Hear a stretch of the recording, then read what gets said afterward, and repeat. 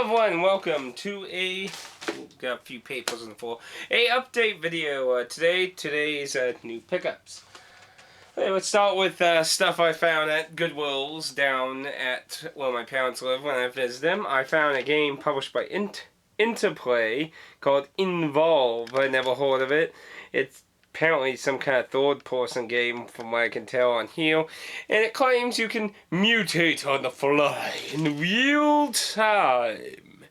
Don't know. The book has no information. It's literally just a two-sided piece of paper with nothing in the middle. That for $1. Half-Life Opposing Forces, which is a new campaign for the original Half-Life. I figured I'd get it. It was only $1. King's Quest V, Absent Makes the Heart Go Yonder. Pretty simple case. It just says Sierra Originals. Assuming it's kind of like some kind of Grace Hits version or something.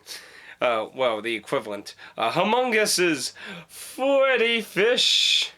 And The Missing Kelp Seeds. That's a very cartoonish point-and-click style game. I've never played a Humongous game. I always hear Brutal Moose always talk about. Now this one I took a risk on. It is part of the King's Quest collection. It is only disc 1. And sadly, you do need the other discs for this to work as far as I can tell. So sadly, this is not really much use. I thought I could maybe get lucky and have some of the older King's Quest titles since I kind of have the middle-ish range. Painkiller, Heaven's Got a Hitman. Yahtzee always said this was a great first-person shooter, and well, it was $1. I think it had its booklet maybe? No, it doesn't. It only has 3 discs. A very creepy third disc now that I look at. A very creepy third disc guy with a ball in his mouth, and I have no idea. Whatever, but yeah. If I can get that closed. But yeah. I've never played this series, so that is probably going to be interesting. Special Edition Lords of Magic. It includes full game and Legends of Urk quest pack. It was published by Sierra. I never heard of it. It looks kind of like some kind of Diablo-like game. It looks interesting. It says it plays on Windows 95 and 98, so it is pretty old. So this is probably going to be a little tough to run, perhaps. If I'm lucky, I won't have much trouble. But it looks very Diablo-ish from the pictures there. So that looks like it might be interesting. So on to more modern stuff. Well, working on the more modern stuff. I never owned a copy of Sonic and Knuckles. I did get to play it way back, and this looks like a very nice copy. It still has, most of these are usually broken from what I see, and it's all cleaned and everything. And I also picked up Rocket Knight Adventures. This is probably one of Konami's most defining games on the Sega Genesis. I played that too back then. I had a friend who had a lot of those games. Personally, I didn't have any. That was when I was a kid, though. And moving on up to the top. GameStop had a buy 2, get 1 free deal with PSP stuff. PSP stuff's getting really cheap at GameStop. Around the 4 or 5-ish range, if it's not like Persona or something, some really well-known RPG. You can get a lot of the obscure quirky games pretty cheap now. I have Invisible's sequel to Shadow Zone. I never had the original, so I got the original Invisibles. Kind of a quirky game. And then I got Phantasy Star Portable 1 on the PSP, which supposedly it says it takes place after Universe. So it makes me wonder if it means just Universe is single player, or its entirety, including the MMO portion. Because the MMO portion of Universe is supposed to be after the single player, so. Now some 3DS titles. Game Time had a buy one get one free on all its handheld stuff, which included the DS, and so I got these for basically $12, both of them for $12, not each. So I always wanted to get Cave Story. It was one of the first games that I was really interested in getting a 3DS for. Sadly, it didn't encourage me enough, and I really regret not picking it up as soon as I could have. This is my first time ever playing Cave Story. At this time, I've beaten the worst ending and the normal ending. And while I'm going to New York on my plane flight, I'm going to work on the good ending. But I like the game so much, I got Cave Story Plus on my PC. And basically what I plan on doing is I'm going to train with this, practice, and then I'm going to play Cave Story Plus as a Let's Play. It has a few new areas and a few additional things, and that'll be good. These are both great games, though. I do want to throw out, though, since I'm talking about this right now, is there are 3 forms of music for Cave Story Plus. There was the original, the remastered, which is what's in this version, and then it has what's called new, which I'm assuming was new for Cave Story Plus. I'd like some opinions of what you all would, if you're somebody who would be interested in watching the Let's Play of Cave Story, let me know which soundtrack you would, whether the remaster, the original, or new. Since I've played a shitload this away, I've pretty much heard a lot of the remastered. So I'd kind of like either try the original or new personally. But obviously I want feedback from anyone who's willing to watch that, obviously.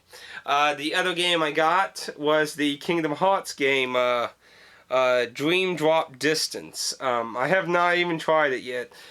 Really, after the first Kingdom Hearts game, I've really fallen out of the Kingdom Hearts thing. So I don't even know if this is any good. I don't even know, but I was like, yeah, Kingdom Hearts, usually most places are charging up the ass for a Kingdom Hearts game, even the first DS one, which I thought was really bad. Not the story. The story might be good. I merely didn't play it on the gameplay. I just couldn't get over the very stale gameplay of the first DS title. But now we have Etna Odyssey, The Untold Millennium Goal. This is a remake of the first Etna Odyssey on the DS with a whole new game mode. You have the original classic mode and a brand new story mode.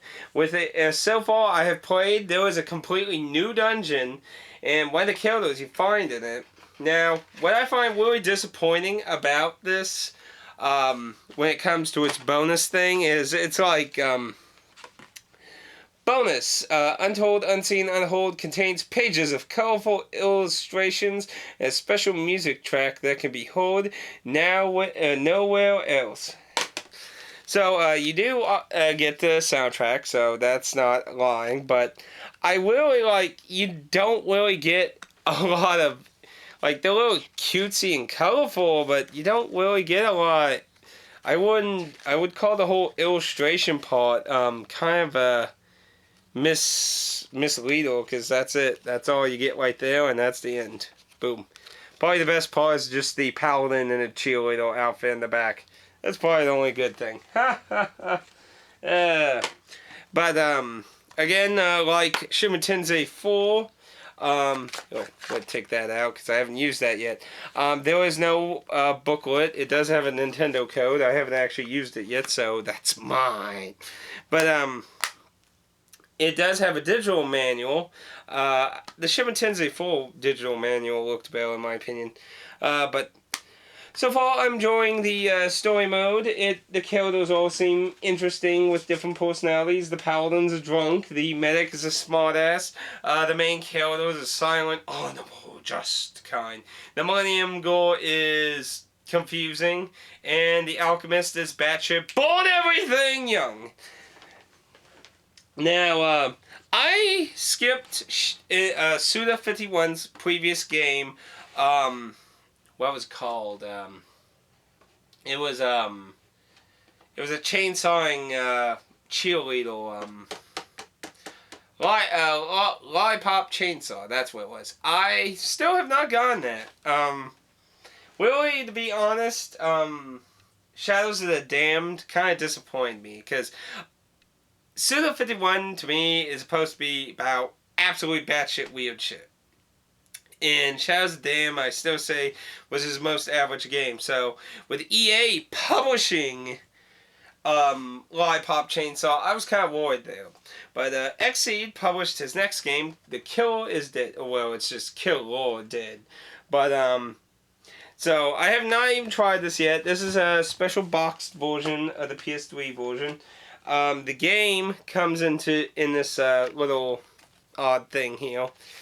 And it's just in its normal case there. And did it have a booklet?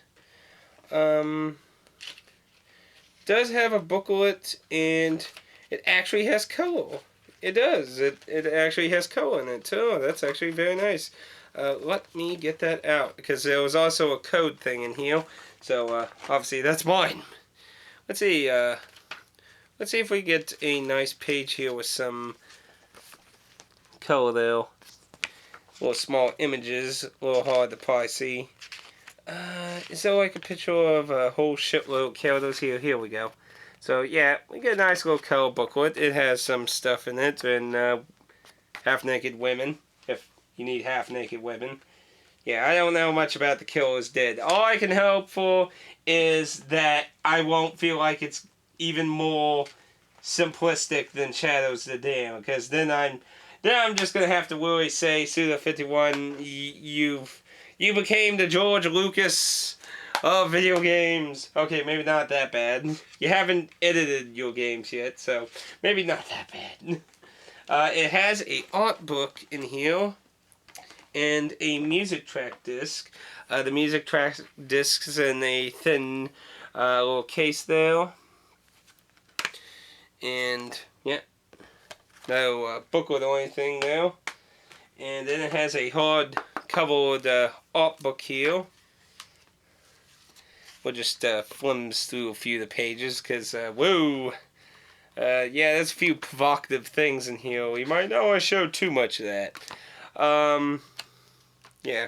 Oh yeah, it does say there was a warning spoiler thing there, so yeah, actually, probably a good idea not to really show off a lot of that, actually. Just some random pictures.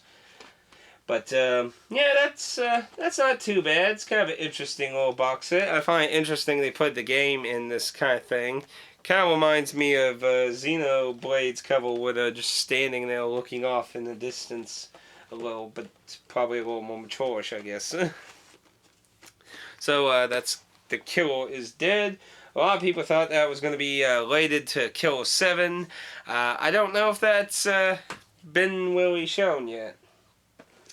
Last thing, I'm not showing all the contents of this. There is a art book and a t-shirt and stuff that came with this. I'm just going to be a little more brief with this, because I gave it a whole video to its own self. And that is finally my Kickstarter of Shadow 1 Returns. And I'm just going to quickly go over the goods that came with the box itself. And like I said, the art book and the t-shirt, I got a music track in the game. My Doc Wagon card. I'll show that off real quick, since that'd be short. My Doc Wagon card, which is like a medical identification card for mercenaries in the universe of Shadow 1. And then this is a very nice thing, a backle dog tag that says, well, Shadow 1 backle. But what's really nice, and I wasn't sure, because I remember there was an update thing during the Kickstarter thing, but it is indeed it has a second tag thing.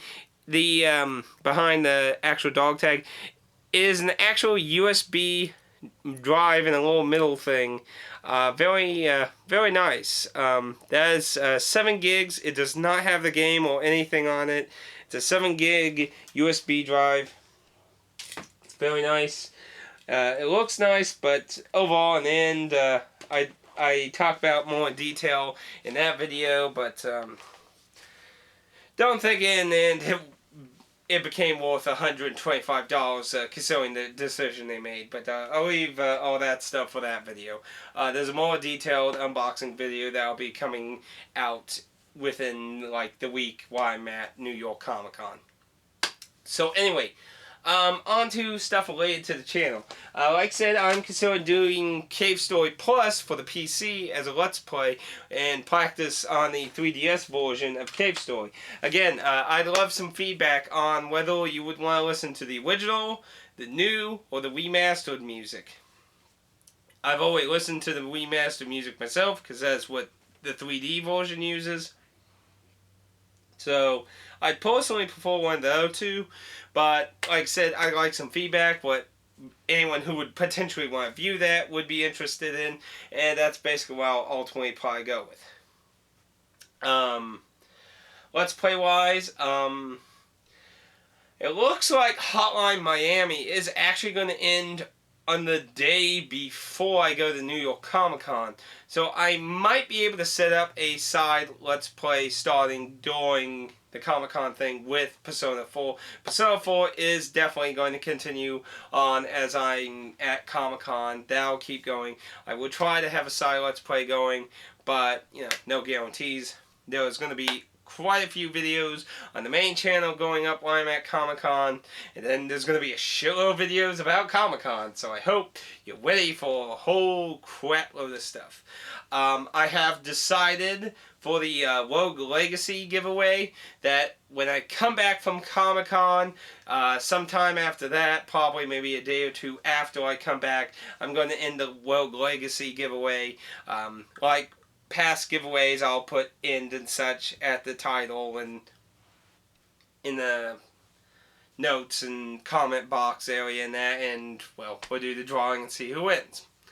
Then we'll move on to the next giveaway. I'm hoping Classic Heroes 2 will arrive when I come back from New York Comic Con. It's looking like a very promising chance that my Classic Hero 2 copies will come in, so I'm sure there's going to be a lot of people excited about that. But, well, time will only tell about that. We'll have to wait and see. In other news, Mighty No. 9 ended its Kickstarter at $4 million.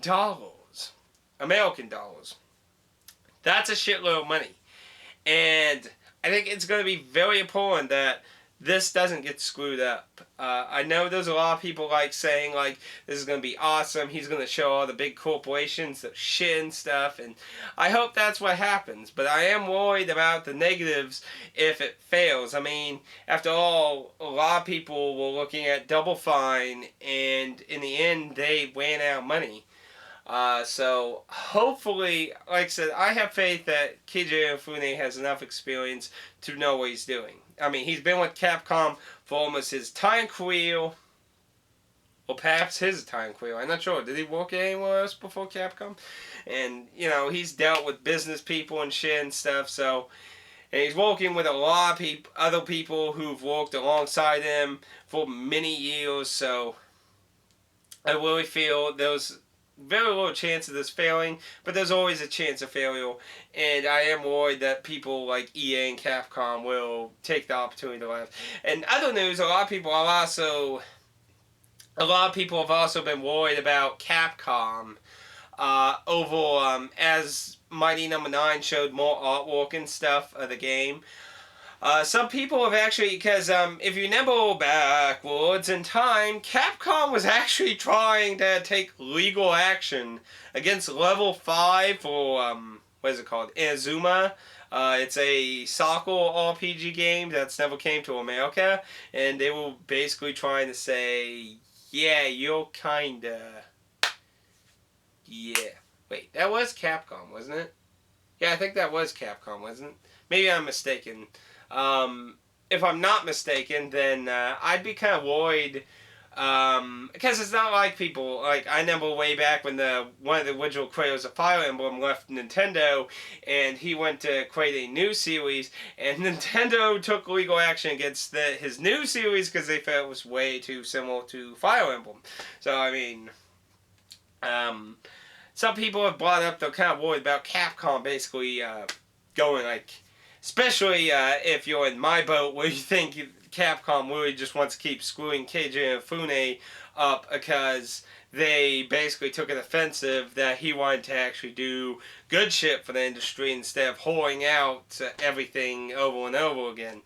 So, yeah, if Capcom did something like that, I would just fucking... wouldn't care if they released something good ever again. I would just boycott them because that's just dickish childishness crap. But so far nothing's happened now, so hopefully there's no problems though. A lot of people are playing GTA 5 by now. A lot of people. It's sold fantabulously insane. But sadly, it's not surprising to me. I mean, the last several online major AAA titles have had a lot of problems. I mean, there was SimCity, Diablo 3 and shit that have had horrible debacle launches. So when the online component of GTA 5 came out, it wasn't really surprising to me at all that it suffered the exact same problem. I don't know. Like, even Final Fantasy 14's relaunch had the exact same problem. Like, does no one, like, ever test any of these servers or anything? I don't understand why this shit happens, but it does. It's so commonplace. I always knew it was going to happen, and it happened. And sadly, it's not only simply happening, there's tons of bad things happening. People are losing their save data for offline and online. Online wouldn't be as big a deal, but there are people who report losing all the progression single player, so... Overall, that's horrible. So, like, I don't know. And then there was issues with, like, the car garages or something that they're also working on. So, odds are I'm probably not going to be looking at GTA 5 very soon. And I heard a lot of the characters ain't too likable, which doesn't interest me too much either, because that's why I didn't really get into 1, 2, 3, or San Andreas. I didn't find the characters very relatable or interesting. The only reason Vice City to me is interesting, because it's kind of like a Scarface whip-off. So, Nico Bellic in 4 was interesting. I mean, he was an interesting, relatable character in my opinion. I think he's one of the most deepest, interesting characters in the GTA universe, but I've heard most of the characters in 5 were just dickweeds, so I guess we're going back to, like, GTA 3 standards, I guess. I don't know. I haven't played it. I haven't even seen any of the characters' story or anything. Well, I probably shouldn't, because they always said anyone who basically shows the story, TVs, radio and stuff, they're gonna whip you off. They actually communicated with video people, you know, that we don't care if you do the gameplay, the random shit, you know, the stuff in the missions, but we don't want to see story. We want to see the TV shows, the radio and stuff. We don't want that to be in your videos. And that's basically what they comment on that. So basically, anyone doing a Let's Play who wants to respect that will have to whip things out of that. And, well, I think it should be respected to a certain extent. But I'm sure there's people like